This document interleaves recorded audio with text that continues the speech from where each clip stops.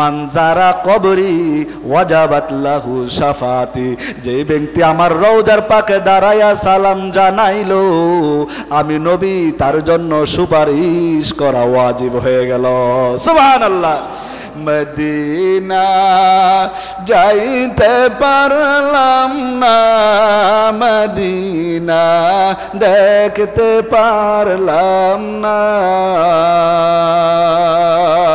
আমি অসহায় তাই এত দূরে রই শুধু সালাম জানাই, মদিনা যাইতে পারলাম না, মদিনা দেখতে পারলাম না। মনে এরকম আশা জাগে না? এটা মাঝে মাঝে গাইবেন। টাকা হইলেই হজ করতে পারে না, টাকা ছাড়াও অনেক হাজি এরকম আছে না নাই? আল্লাহ বলেন দিলের সাথে সম্পর্ক। অনেক বাড়িওয়ালার দারওয়ান হজে গেছে গা, বাড়িওয়ালা কি করে নাই যাইতে? কারণ এটা কার সঙ্গে সম্পর্ক? দিলের মহাব্বত বড় অভ্যন্তরের সম্পর্ক। পয়গম্বরের মহাব্বত যদি অন্তরে থাকে, আল্লাহর মহাব্বত যদি অন্তরে থাকে রে মুমিন, আমার আল্লাহ বলেন তোর কিছুই লাগবে না, নিয়ে যাব। অনেক মানুষ এরকম আছে যাদের কোনো যোগ্যতা নাই, কিছুই নাই, বলে হুজুর হজ কইরাইছি, ভিক্ষা করে। কি করে? ভিক্ষা করে হজ করছে। এটাও কি তোমার ভাগ্য নাই রে মুমিন? তোমার ছেলে মেয়েকে সব দেও, কিন্তু এই হজের মাস চলতেছে, তোর পায়ে ধরিয়া বলিয়া যায় যদিও এখন থেকে নিয়ত করিয়া নেও আগামী বছর আর দেরি করব না, হজটা করে ফেলবো। কারণ আমার আল্লাহ কখন জানি আজরাইল পাঠায়া দেয়, ওই আজরাইলের থাবা থেকে কেউ তো রেহাই পায় নাই। ওরে পর্দার আড়ালের মা, ওরে আমার যুবক ভাই, তোকে বলিয়া যায় গুনাহ ছাড়িয়া দে। আল্লাহ পাক রব্বুল আলামিন সমাজের মধ্যে যখন মানুষ গুনাহ বেশি হয়ে যায়, হারাম কাজ বেশি হয়ে যায়, জিনা ব্যভিচার বেশি হয়ে যায়, সমাজের মধ্যে যখন পাপাচার বেশি হয়ে যায়, আমার আল্লাহ মাঝে মাঝে শায়েস্তা করে কি করে না? এই যে দুবাইয়ের মতো শহর, আরব কান্ট্রি, যেখানে এগুলা হওয়ার কোনো কল্পনা ছিল না, সৌদি আরবের মতো জায়গার মতো যেগুলা হয় সেগুলা এখন কল্পনারও বিষয় না। আমার আল্লাহ ধরে না, ধরলে কিন্তু আর ছাড়ে।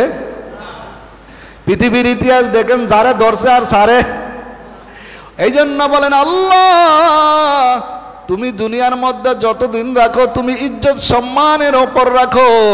আল্লাহ যাদেরকে হজটা করার তৌফিক দিছে রে ভাই, তোমার হজ করতে কয় টাকা লাগে তুমি কি বোঝো না? তোমার বিবির বরণ পোষণ দিয়া সৌদি আরব যাওয়া আসার খরচটা যদি তোমার হয়ে যায়, তোমার ওপর হজটা তুমি ফরজ হয়ে যায়। হজের জন্য 1 বছর লাগে না। জাকাতের মাল যেমন 1 বছর গুরুন লাগে, হজেরটা কি গুরুন লাগে? ওই হজের ওই 3 দিনের মধ্যে যদি কেউ নেশাব পরিমাণ মালের মালিক হয়ে যায়, তার উপর কি হজ ফরজ। কিন্তু জাকাতের ক্ষেত্রে পুরা 1 বছর ঘুরতে হয়। এমন অনেক মানুষ আছে যাদের ব্যাংকের মধ্যে 2টা-3টা ডিপিওস আছে না নাই? কয় হুজুর এটি কিসের টাকা, ওটি কিসের টাকা? এ দুনিয়ার মুসলমান ও পর্দার আড়ালের মা গো, এখনো সময় আছে যাদের ওপর হজ ফরজ হয়ে গেছে। হজে যাওয়ার জন্য আমরা নিয়ত করতে পারি না ইনশাল্লাহ? নিয়ত করেন, অন্তরে অন্তরে অন্তরে অন্তরে নিয়ত করেন। আল্লাহর ঘরকে দেখবো, যেখানে দেখলে আপনার সব দিলের মধ্যে পরিবর্তন আসবে। আল্লাহ পাক রব্বুল আলামিন ওই কাবা ঘরের সামনে যায় যখন বান্দা হাত লাগায়া দেয়, আর যখন 3 টুকরা সাদা কাপড় পরিয়া লাব্বাইক বলিয়া ডাক দেয়, আল্লাহ বলেন তুই বাংলাদেশ থেকেও ডাক দেও, আমি আল্লাহ শুনি রে মুমিন। ওই সৌদি আরবের মাটির মধ্যে যদি লাব্বাইক বলো, আর বান্দা যখন লাব্বাইক বলতে থাকে, সমুদ্রের মাছগুলো তার সাথে লাব্বাইক বলতে থাকে। আল্লাহু আকবার। শুধু তাই নয়, গর্তের পিপিলিকাও লাব্বাইক বলে, গাছপালা অঙ্গ পতঙ্গ গুলা লাব্বাইক বলে। লাব্বাইক আল্লাহুম্মা লাব্বাইক এর অর্থ কি মুমিন তুমি জানো? ও আল্লাহ, আমার ছেলে নাই আমার সাথে, আমার মেয়ে নাই আমার সাথে, আমার স্ত্রী নাই আমার সাথে, আমি আল্লাহ হাজির। হাজির, তোমার দরবারে আমি হাজিরা দিয়েছি আল্লাহ। আল্লাহুম্মা লাব্বাইক লাব্বাইক লা শারীকা লাক লাব্বাইক। বান্দা যখন তিন টুকরা বান্দা যখন এরকম কাপড় বাঁধে রে মুমিন, একটা সেলাইবিহীন কাপড় গায়ের মধ্যে ফালাইয়া আর একটা সেলাইবিহীন কাপড় পরিয়া এলোমেলো কেশ অনুযায়ী বান্দা চলে। আর ফেরেশতাদেরকে আল্লাহ বলে, দেখ আমার বান্দা দুনিয়ার কারো মায়ায় পড়ে নাই, নিজের ঘর বাড়ি ছেড়ে দিয়া ওই পাগলের বেশি এলোমেলো কেশ, দেখো কত টাকা খরচ করে আমি মাওলারে পাওয়ার জন্য আইছে রে। আমার আল্লাহ বলেন, ও ফেরেশতারা দেখ আমার বান্দা তার স্ত্রীর কথা ভাবে না, সন্তানের কথাও আজকে ভাবে না, আমাকে পাওয়ার জন্য ওই দূর দূরান্ত থেকে এসে হাজির। আল্লাহ বলেন, ও বান্দা তুই যা যা যা, তুই যখন হজ কইরা হজের মধ্যে কোনো গুনাহ করবি না, তুই যখন আবার ঘরের মধ্যে ফিরবি আমি বান্দা তোকে নিষ্পাপ করায়া ঘরের মধ্যে ফিরাইয়া দিলাম। সুবহানাল্লাহ। এরে বান্দা হজ করলে বান্দার কোনো গুনাহ থাকে না, কোনো হাজি কোনো দিন গরিব থাকে না, কোনো হাজি কোনো দিন ছোট থাকে না। হাজি আল্লাহর মেহমান, আল্লাহর মেহমান। এই জন্য ভাই তোকে টাকা পয়সা দিয়েছে আল্লাহ, এই টাকা পয়সা তুই গুনবি আর ব্যাংক ব্যালেন্স করবি না। একবার সমর্থ থাকলে যা, দ্বিতীয়বার সমর্থ থাকলে আবারও যা। আল্লাহ পাক কত নিদর্শন রেখিয়া দিয়েছে, এরকম নিদর্শন দেখলে দিলটা বড় নরম হয়ে যায়। জীবনে অনেক গুনাহ করছো আর গুনাহ করবি না। কাবা শরীফের দিকে তাকায়া দুটো হাত লাগায়া মালিকের কাছে কত কান্না। অনেক চক্ষু নাই, চক্ষু ফিরে পাইছে, অনেকে সন্তান নাই, সন্তানও ফিরে পায়, কিন্তু আল্লাহর কাছে চাইতে হবে মুমিন। আমার আল্লাহ বলেন, বান্দা তোর চাইতেই থাক, চাইতেই থাক। এই জন্য হজের মাস চলতেছে, দিলটাকে নরম করে দিয়া যদি পারো তাহলে উমরা করে আসো। আর যদি হজ ফরজ হয়ে যায় তোমার ওপর, এখন থেকেই নিয়ত করিয়া নাও, আমার জীবনে আমি হজ না করে মরব না। কারণ পয়গম্বর বলেছে যে হজ না করে মরবে সে ইহুদি হয়ে মরুক, চাই নাসারা হয়ে মরুক, আমার নবী আসে যায় না। যদি ওই নবীর বদদুয়া লাইগা যায় রে মুমিন, ওই জাহান্নামের কঠিন আগুন তোর অন্তর কবরে ঢেলে দেওয়া হবে। দুনিয়ার আগুন সহ্য করতে পারো না, এই রৌদ্রের তাপও সহ্য করতে পারি রে মা।